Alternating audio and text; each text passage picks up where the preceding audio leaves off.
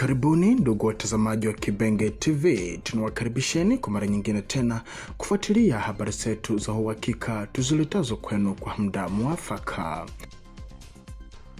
Na siku ya leo tutakwenda kuzungumzia kuhusiana na hali ya usalama katika mashariki mwa Jamhuri ya Kidemokrasia ya Kongo, ambako mapigano makali yaliripotiwa hiyo jana Jumanne tarehe 17 Juni mwaka 2025 kati ya wapiganaji wazalendo na wahasi wa M23 AFC RDF huko Bwenda katika maeneo ya Karongo karibu na Nyangezi jimboni Kivu ya Kusini.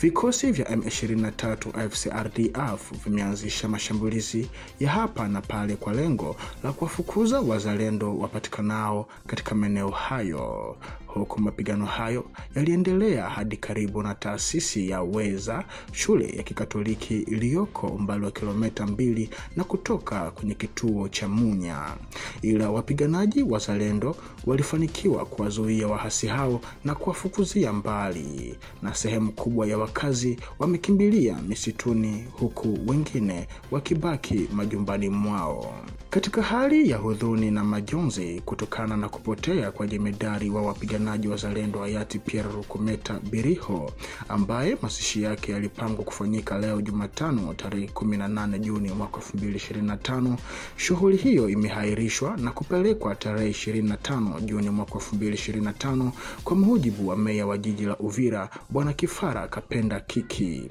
kwa kile alichokitaja ya kwamba jemedari huyo alifanya kazi kubwa katika harakati za kupigania tarafa la Uvira dhidi ya wahasi pamoja na wazalendo wenzake. Kwa hiyo msiba wake ufanyike kwa taratibu zote ili kumpa heshima yake ya mwisho anayostahili. Kutana nasi kwa muda mwingine ili kupata maendelezo ya habari motomoto kutoka Kibenge TV.